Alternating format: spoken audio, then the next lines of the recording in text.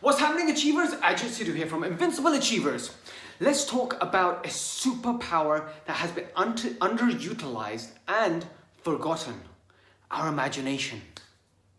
Now, this is something that we've always had when we were born with an imagination. Children, you see it all the time. Children having this imagination, this life full of wonder. And then they grow up and life encapsulates them and they forget about this power, this superpower. The imagination is made small by society. You shouldn't be a dreamer, you're imagining, just forget about it. And then you have to become linear. But we need to reignite the imagination. And how do we do that? Well, myself, when I was young, I used to live in a world full of volcanoes and dragons. I remember jumping from rock to rock within a mountain, and the floor was laden not with water whilst I was jumping from rock to rock. It was full of lava, and I had to get onto the bridge, and whilst I used to walk on the bridge, get to the top of the volcano and then jump off into the ocean and swim under the sea with all the dolphins. And this is the world of imagination that I used to have within my living room. And then one day, living in this imagination world, I had no worries. It was adventurous, it was free. But then one day my cousin said to me, "Why don't you come over? Let's watch a movie." And I said, "What kind of movie is it?" And I was at the age of 8, I believe, 8 or 9. And my cousin said, "Come over, let's watch this movie. It's amazing. Big people watch it. So come on, I've been watching all these type of movies, it's fine. It's slightly scary, but it's okay. Come on, come along." And I went and I watched Nightmare on Elm Street. And my world of imagination was blocked with darkness, with fear, with nightmares. And every single time I would start to imagine or dream, I would think there's a nightmarish character that is going to be there to destroy me. I couldn't even sleep in my own room. I had my own room, but as the lights would switch off and I would close my eyes, Nightmare on Elm Street would start running through my imagination. And I couldn't go to sleep by myself. I had to go to sleep in my sister's room on the floor. And there I still couldn't go to sleep. And I just wanted my world back, my world full of imagination, full of wonder, full of excitement. It was gone. It was full of fear now. Then one day I realized whilst I was playing, I saw toys and I started playing with toys. These toys I had left because I was 9, 10 years old, but I started playing with these toys. And my world full of imagination began to widen and open up, and the darkness began to disappear. I began loving toys, the imagination that was created through the world of children's items. I began loving my favorite place, my favorite shop was toy shops.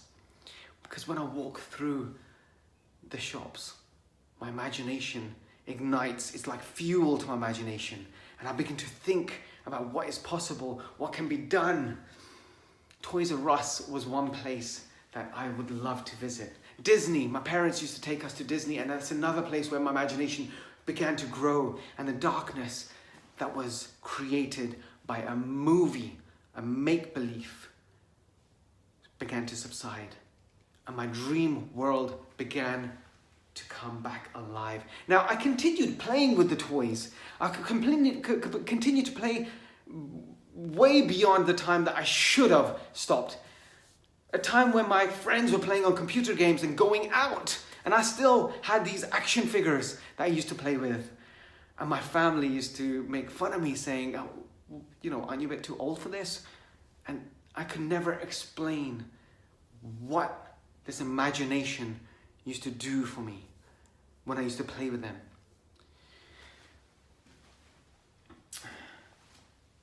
Imagination. The imagination is useless. Stop dreaming. You're a dreamer. You're going to amount to nothing but just dreaming. This is what I used to hear constantly at school. Once I began to use the imagination. But they didn't understand. They didn't understand me. Nobody understood me. It got to a point where I thought that I was by myself in this world of imagination. And I was different. At school, they used to teach linear. You're meant to do this. And I used to study so much. I used to study for my GCSEs. I studied like 15 hours a day trying to remember. But I couldn't get it into my memory just because I wasn't using imagination. But when I started using imagination after my GCSEs, because I was taught to learn like this, but now, even now to this day, I learn through pictures, through imagination, immersing myself in the environment. See, I realized that the world doesn't want this imagination in us. It's a rogue. They call us rogue people. They say, imagination is bad. Dampen it down, dampen it down. But they don't realize that they are putting kryptonite upon us and getting rid of our superpowers that can help the world. They don't realize that this is our powers to influence and change the world. All of us have got this. But there's only a few that remain that still have this.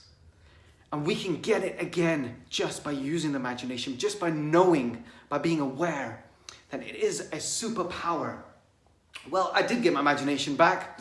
And everything I start doing from there, from within the gym world to property investments, to helping my sister create a solicitor's firm, to going into the nursery world. Now, within the nursery's full of imagination, full of toys, it's all about role play. This is the world that I'm in at the moment. And everything I do is through the imagination. Now, everyone might be thinking, well, that's great, imagination. We all imagine, we all dream. But imagination is the superpower that was used by people like Disney. Disney saw what he wanted to create in Disney World. Even on his deathbed, he got his brother to write down everything that should be put into Epcot because he saw it in his head through his imagination. Did he jump into the future? Maybe, through his imagination. And he could see what was about to come. But everything we see is a replica because the true thing is within, it died within Disney's mind. P.T. Barnum, not many people know P.T. Barnum, but I think everyone now is starting to be aware of The Greatest Showman, the movie. Hugh Jackman played P.T. Barnum in that. They showed him as the one who created the circus, the one who started the circus, and he was. But if you study his life, he started off through doing many different things. They used to call him the con artist, but the reason why they used to call him con artist is because he used to do things that were different using imagination to bring people in.